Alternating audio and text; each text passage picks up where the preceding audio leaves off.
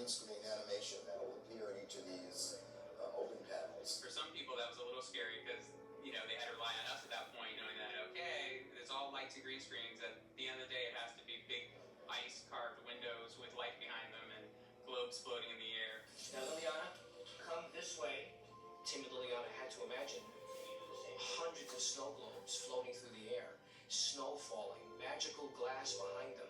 This is what was shot on set, the actual practical set, green screen, kind of 3D representation of what was going on with the camera and actually what lies where within this room, so we can later go on, add our glass panes back here, and then later on snow globes to the interior of the room. It was a huge undertaking. Maybe about 115 elements to put just one shot together. So basically this is, you know, the final frame, what the shot looked like with your foreground, midground, and background globes.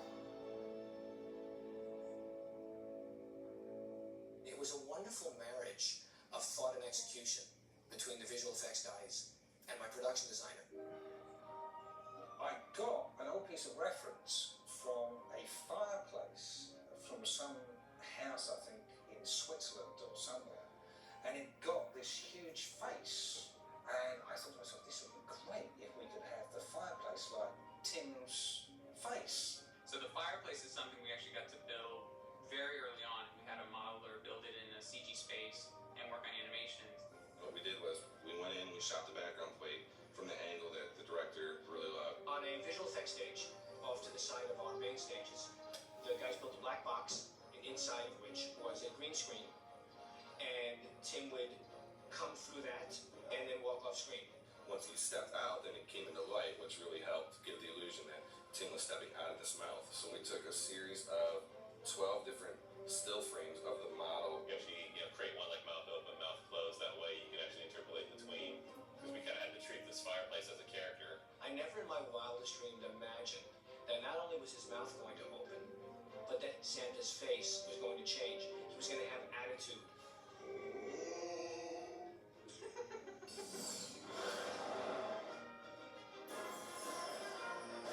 We did about 180 shots, whether it's, you know, toy mobile, snow globes in the Hall of Snow Globes, glass windows, Jack Frost's gift bag, which he pulls out of his pocket, and particle effects. What's happening to me?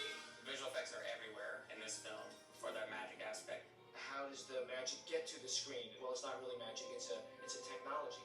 But the true magic is in the inspiration. It's that moment of creativity realized when you get, oh, what if we do this? And then you get to the computer and manifest it technically, but the magic is in the inspiration.